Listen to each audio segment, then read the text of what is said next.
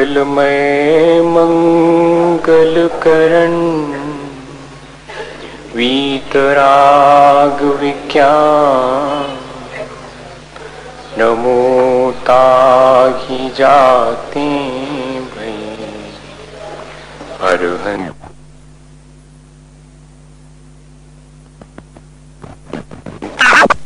आदि महा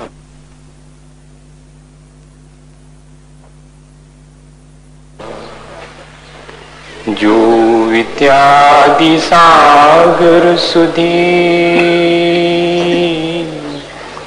जो विद्यादि सागर सुधी गुरु हैं हितैषी शुद्धात्म में निरत नित्य हितोपदेशी वे पाप ग्रीष्म ऋतु में जलहे सयाने पूजूं ने सतत केवल ज्ञान पाने पूजूं ने सतत केवल ज्ञान पाने। बोलिए भगवान महावीर स्वामी की, आचार्य कुंद कुंद स्वामी की, आचार्य गुरुवर विद्यासागर मुनि महाराज की।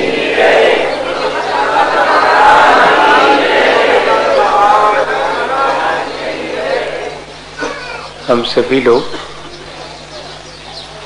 अपने जीवन को कोई तीर्थंकर जितनी ऊंचाई कैसे दे सकता है, कैसे वो अपनी भावनाओं के माध्यम से अपने जीवन को स्वपर कल्याण में निमित्त बना सकता है, इस बारे में विचार कर रहे हैं।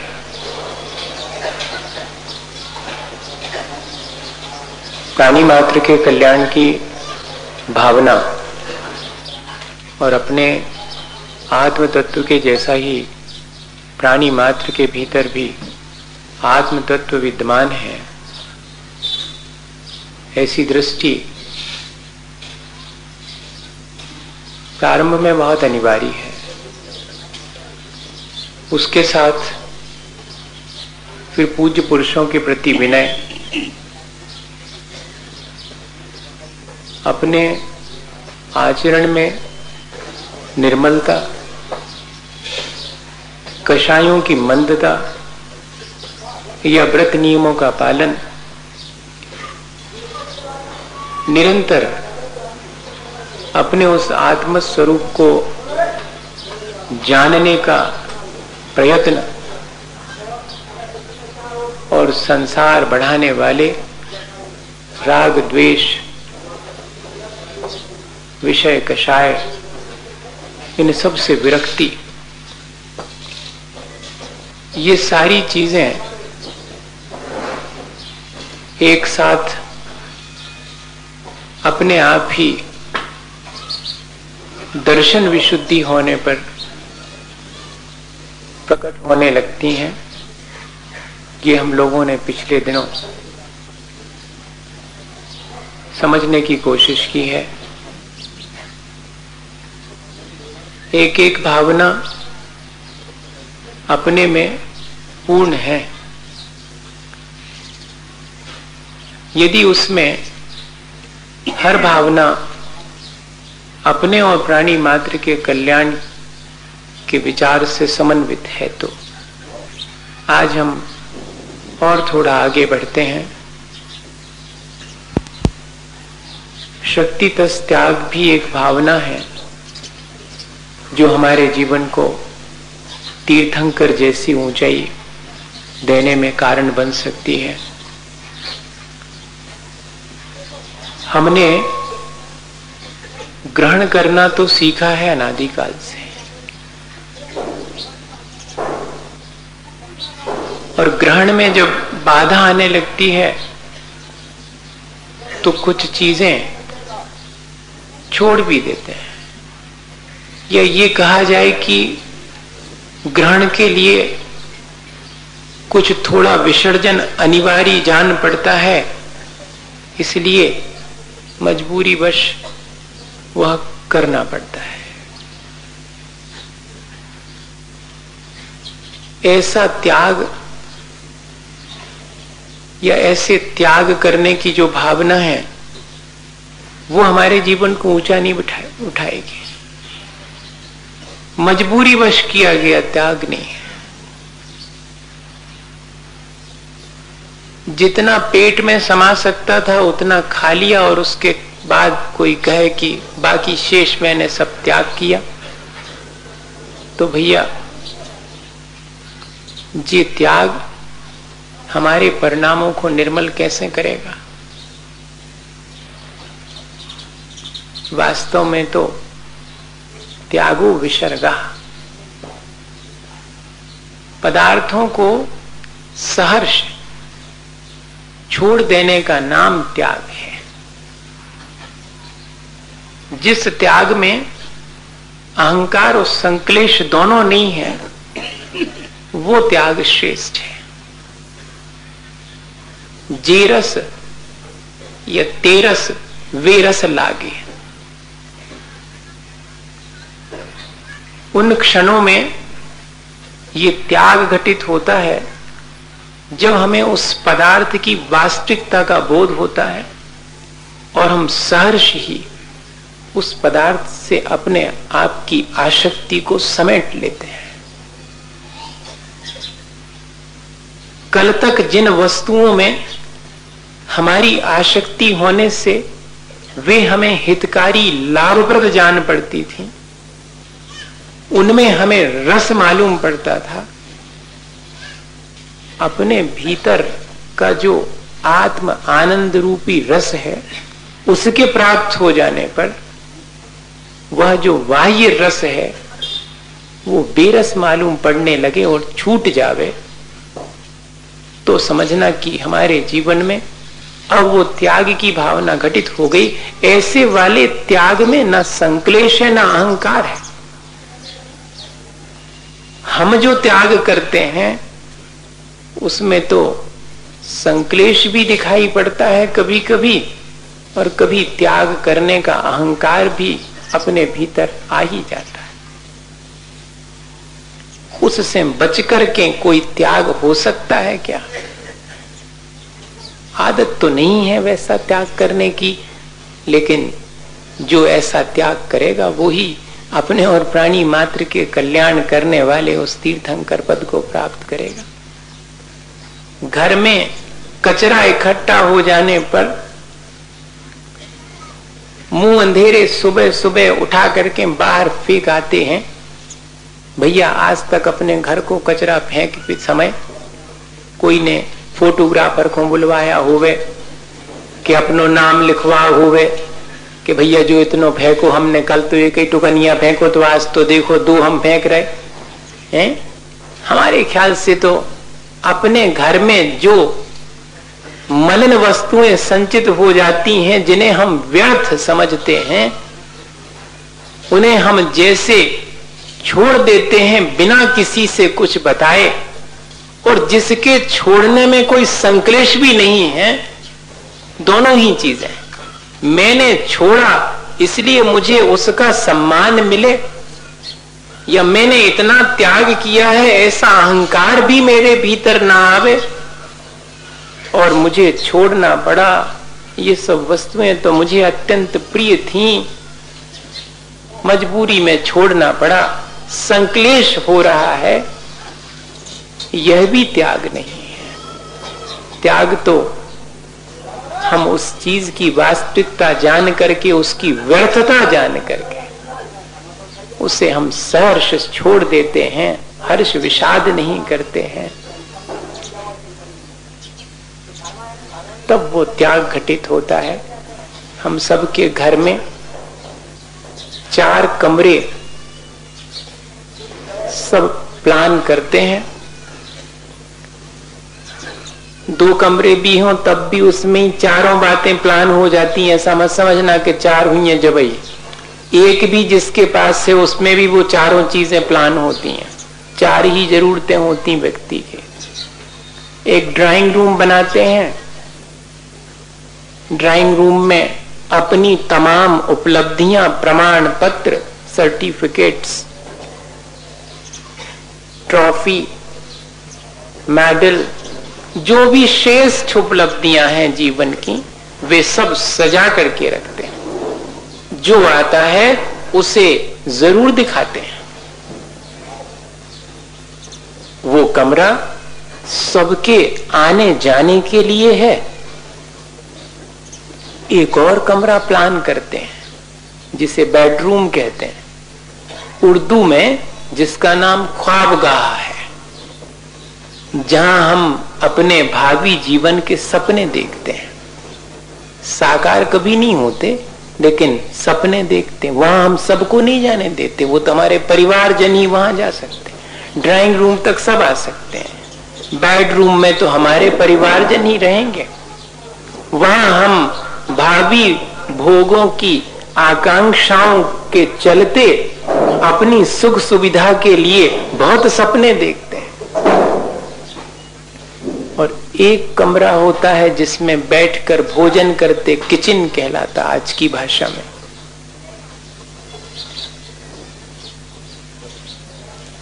संस्कृत में उसे क्या बोलते हैं, सिद्धान, रसोई घर, जहां अन्न सिद्ध होता है, पकाया जाता है, वो भी है। वहां मालूम पड़ता है कि व्यक्ति की अपनी हैसियत क्या है। ड्राइंग रूम से कभी किसी की हैसियत आंकने की कोशिश मत करना। आज तो उसी से व्यक्ति की हैसियत मापी जाती है कि कितनी सजावट वाले कमरे में अतिथि को बिठाला गया था। अगर वास्तविकता जाननी है तो उसके किचन में जाकर के देखना चाहिए कि खाने का ढंग क्या है, क्या खाता है, किस तरह से खाता है। ये भी कमरा एक प्लान किया जाता। और चौथे नंबर का है जो सबके यहां होता है, जितना आल जाल, जिसे फेंका भी नहीं जा सकता, वो काम में भी नहीं आता, वो रखा रहता है। वर्षों वर्षों गुजर जाते, कभी काम नहीं आता, लेकिन फेंका भी नहीं जा सकता, छोड़ा भी नहीं जा सकता।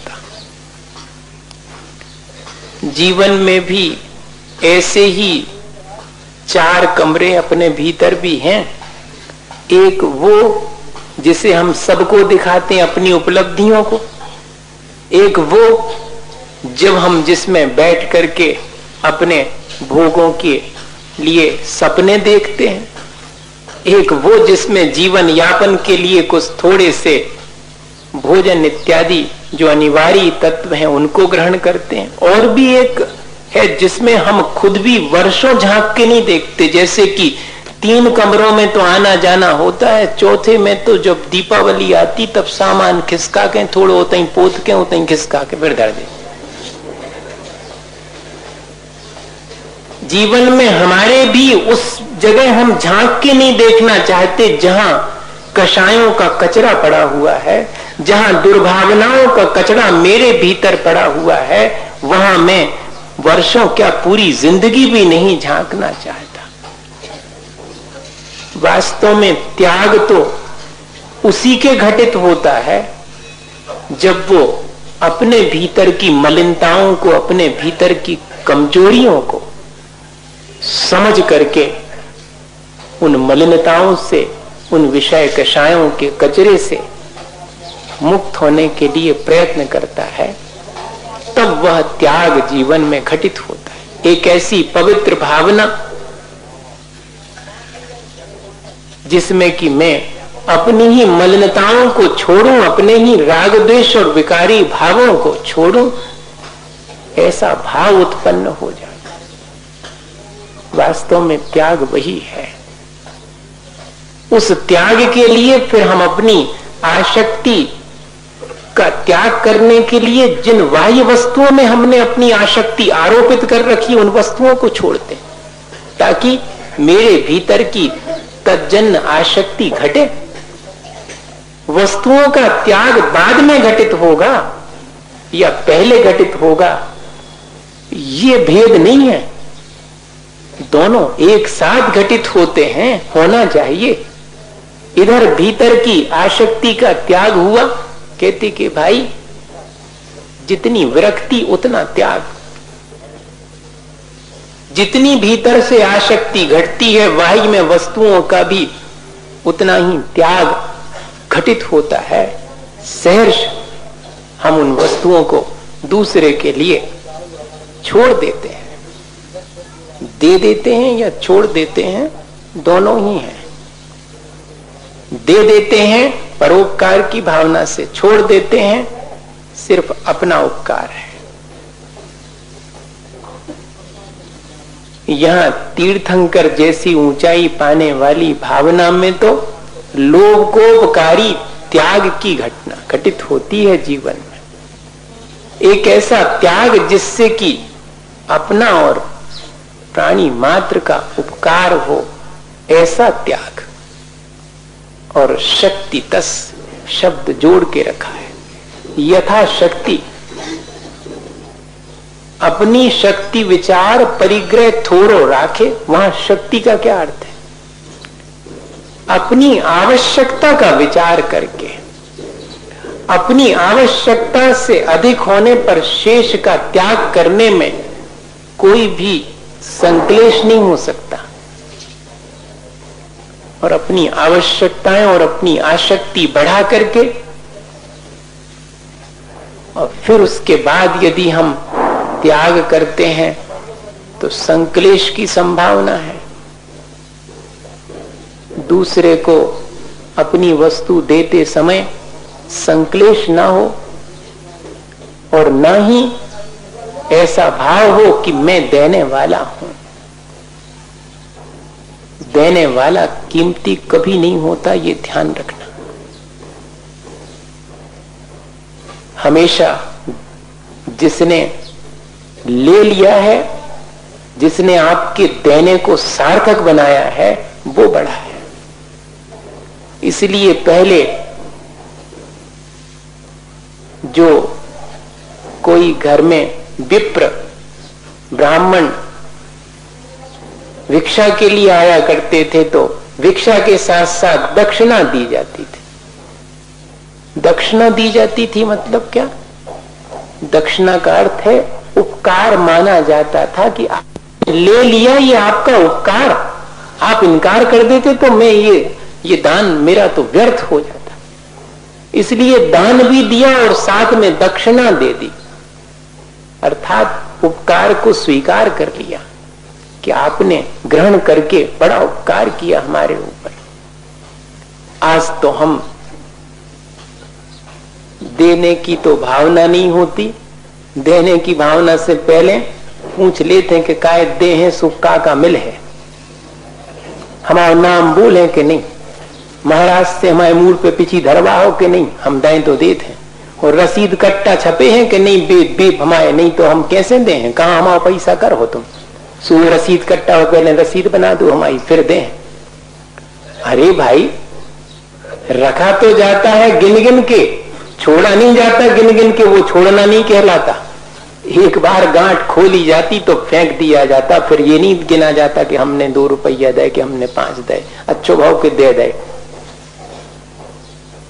जब आसक्ति घटती है तब ये त्याग घटित होता है, वरना नहीं होता घटित। वरना तो संक्लेश और अहंकार दोनों ही त्याग के पीछे स्पष्ट दिखाई देते हैं। अधिकांश 99% आज वर्तमान में होने वाले त्याग में यही चीज दिखाई पड़ती, या तो संक्लेश है या अहंकार। अपने अहंकार की तुष्टि के लिए नहीं, ऐसा त्याग मोक्ष मार्ग में कार्यकारी नहीं है।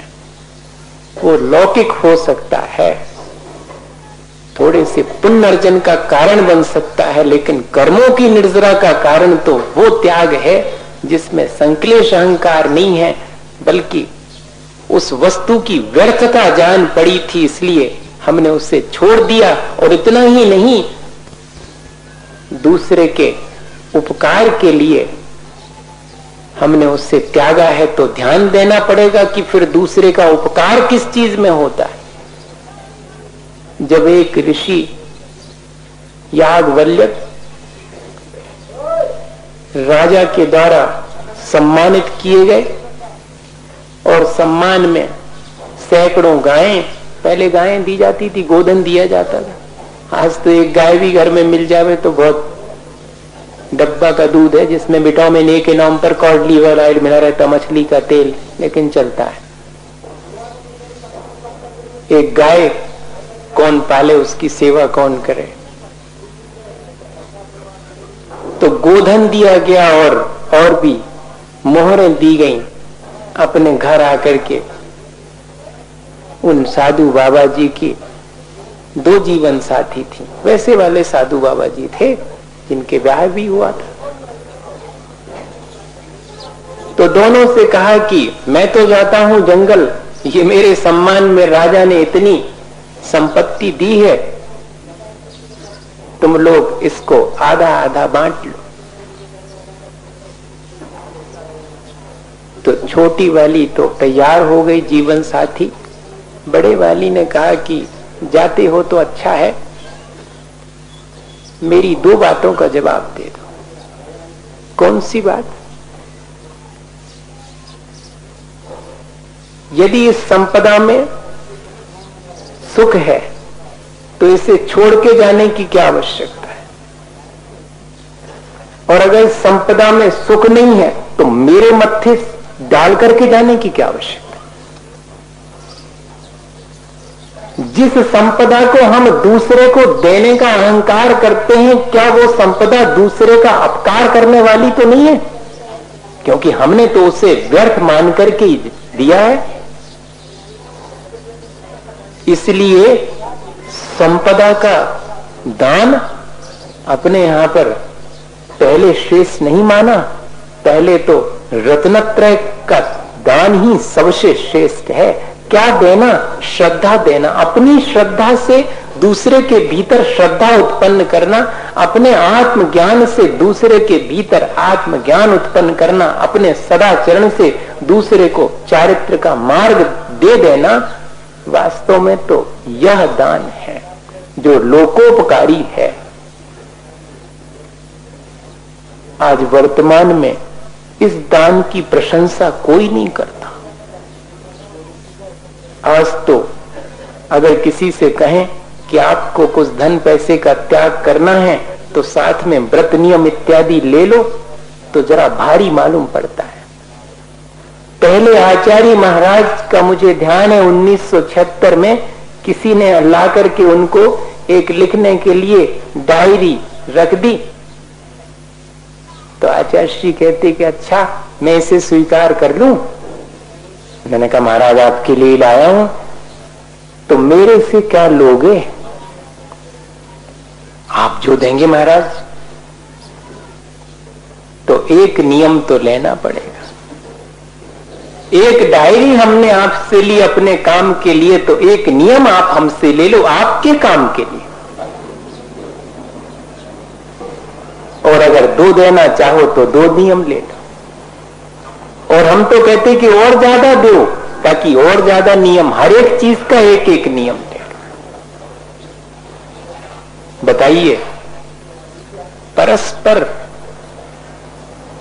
कहते पर प्रीति करणात अतिसर्जनम त्यागा। दूसरे की प्रीति बढ़ाने के लिए या परस्पर प्रीति भाव व्यक्त करने के लिए जो दिया जाता है वो है वास्तव में दान या कि त्याग। एक दूसरे के लिए उपकारी होना चाहिए। और एक दूसरे का उपकार कैसे होता है? परस्पर धर्म और धर्मात्मा के प्रति प्रीति उत्पन्न हो जाती है, देने वाले के प्रति और जिसने लिया है उसके प्रति। क्योंकि ग्रहण करने वाले ने स्वीकार कर लिया। मैं तो रोज देखता हूं कई बार जो है किसी बच्चे के हाथ में पेंसिल दो, इनकार कर दे तो डरे ना वो अपनी कछु काम की नहीं है हमारे पास, वो कह दे। कैसा लगता है उन क्षणों में कि जैसे मेरा व्यर्थ हो गया सब मेरे पास होना। इससे क्या शिक्षा लेनी चाहिए अपने को कि देते समय भी सद्भाव है और ग्रहण करने वाला भी उतने ही सद्भाव से ग्रहण कर रहा है। अगर तब ये ग्रहण और त्याग दोनों का संतुलन सपर कल्याण में कारण बनता है भैया। प्रति उपकार की भावना से न देना, न प्रति उपकार की भावना से ग्रहण करना। मैं तो ये भी कहूंगा कि ग्रहण करने वाला सावधान रहे, कोई देता हो तो सहसा ग्रहण ना करे, परीक्षा कर ले वे उसकी कि ये देने योग्य है या नहीं है, तब मैं इससे लूंगा। मैं इसके दान को तभी सार्थक करूंगा जब इसके अंदर वो योग्यता और पात्रता होगी। अभी तो हम ये सोचते हैं कि देने वाला तो चाहे जैसा भी हो वो तो दे रहा है इसलिए पात्र ही है, लेने वाले की परीक्षा करो कि वो है कि नहीं देने लायक। ये अपन लोग करते हैं। होना तो ये चाहिए कि जो दे रहा है उसके गुण देखना चाहिए, जो ग्रहण कर रहा है उसके गुण तो देखते ही अपन, लेकिन जो दे रहा है उसके भी गुण देखना चाहिए कि उसके भीतर अगर वास्तव में हम इस त्याग की प्रक्रिया को ठीक करना चाहते हैं तो कम से कम जिससे हम कोई भी दान स्वरूप राशि ग्रहण करें उसके 3 नियम तो श्रावक के होना ही चाहिए। सप्त व्यसन का त्याग, रात्रि भोजन का त्याग और देव दर्शन। ये 3 नियम होंगे तभी आपके द्वारा दी गई कोई भी वस्तु मैं स्वीकार करूंगा, अन्यथा नहीं करूंगा। फिर देखिएगा कि जो त्याग घटित होगा वो सबर कल्याण के लिए होगा। जो जिसको दिया जाएगा उसके जीवन का भी उत्थान करेगा, और जिसने दिया है उसके जीवन का उत्थान तो देते ही साथ हो गया, क्योंकि उसने देने से पहले ये संकल्प कर लिया। अभी लोग इस बात की शुरुआत तो कर रहे हैं आपके यहाँ पर और जगह तो शुरुआत हो चुकी है, आपके यहाँ पर अभी 2-3 लोगों ने ऐसी शुरुआत कर दी। हाँ, कि देने के साथ साथ नियम तो लूंगा कि रात्रि भोजन का त्याग, देव दर्शन का नियम और सप्त व्यसन का त्याग, तब आपका कोई भी सहयोग स्वीकार किया जाएगा, अन्यथा आपके सहयोग की हमें आवश्यकता नहीं है। अगर हम इस तरह से भावना अपने भीतर डेवलप करें तो फिर देखिएगा कि कैसे नहीं हमारा जीवन और आसपास का परिवेश कैसे अच्छा नहीं बनता है। ऐसा त्याग, ऐसा दान ही, दान के कई रूप अपने यहां पर हैं। हमारे पास ज्ञान है तो ज्ञान दें, ज्ञान के साधन है, उपकरण है तो वो हम दें। पठन पाठन जो भी है हमारे पास, शास्त्र है, हम वो दें। हमारे पास 1 जून का भोजन किसी के देने योग्य हम वो दें। हमारे पास अगर उपचार की विद्या है रोगों की तो हम वो दें। औषधि दान हो गए, ना दे सकें कुछ तो कम से कम दूसरे को निश्चिंतता तो देवें भैया, कि हमारी तरफ से निश्चिंत रहो जीवन भर। ये अभय दान देना तो बहुत बहुत बड़ी चीज हो जाएगी। आज तो पड़ोसी से पड़ोसी खतरे में जान पड़ता है। हम निश्चिंतता नहीं दे पाते दूसरे को कि निश्चिंत रहो। प्राणी मात्र को हम ये कह सकें कि हमारे जीवन से आपकी क्षति नहीं होगी, आपका अहित नहीं होगा, मैं ये निश्चिंतता देता हूं आपको। ये है अभय दान। अकेले 4 ठो कमरा की एक बिल्डिंग बना के हमने धर्मशाला बनवाई, लोगों के ठहरवे के लाने बनवाई हुई है। ये अकेला आवास दान ये नहीं कहलाता। निश्चिंतता देना अभय दान वो श्रेष्ठ दान है। साधन है, उपकरण है तो वो हम दें। पठन पाठन जो आंतरिक अर्थ था वो तो भूल गए, जो उसके बाह्य रूप थे वे आज सर्वत्र दिखाई पड़ते हैं। सो बाह्य रूप बुरा नहीं है, लेकिन बाह्य रूप अगर अंतरंग के साथ में होवे तो फिर देखिएगा कि उसका क्या आनंद आता है हृदय में जगह होवे तो कमरा में जगह निकल आती है, वरना तो कमरा सैकड़ों बनवा लो, हृदय में किसी के प्रवेश करने के लिए जगह न होवे तो भी बने हुए 100 कमरा भी आपके व्यर्थ ही है। ये ध्यान रखना।